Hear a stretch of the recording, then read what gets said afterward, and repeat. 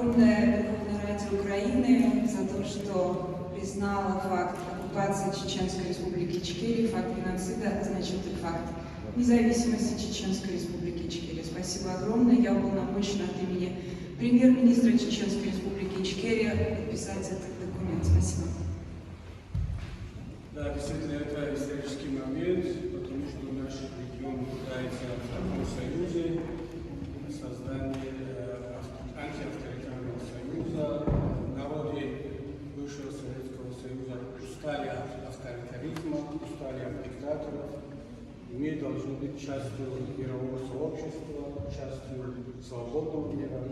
Я думаю, что это начало, и подпишут потом эту декларацию многие другие наши коллеги из других республик, из других политических партий, движений. Так что поздравляю вас и спасибо за организацию этого мероприятия.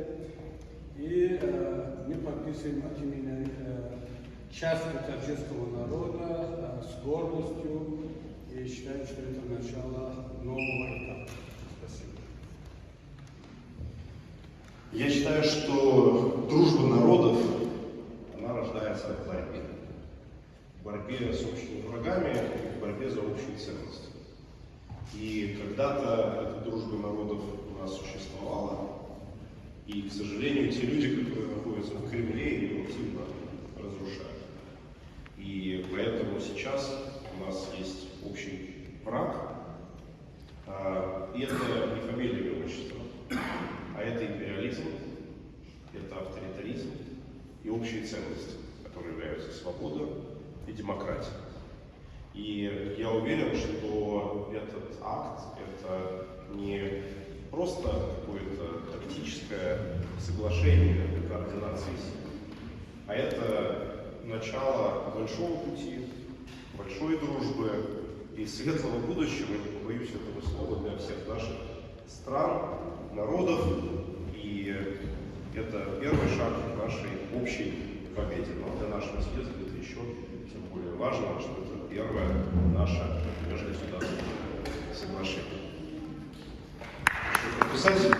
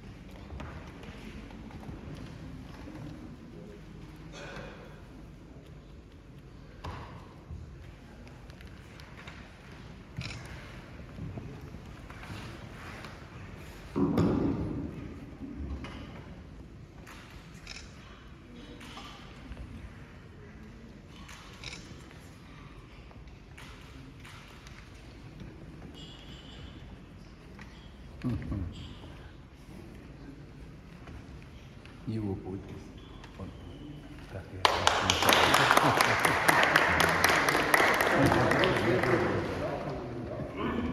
это характер человека, определяет его подпись.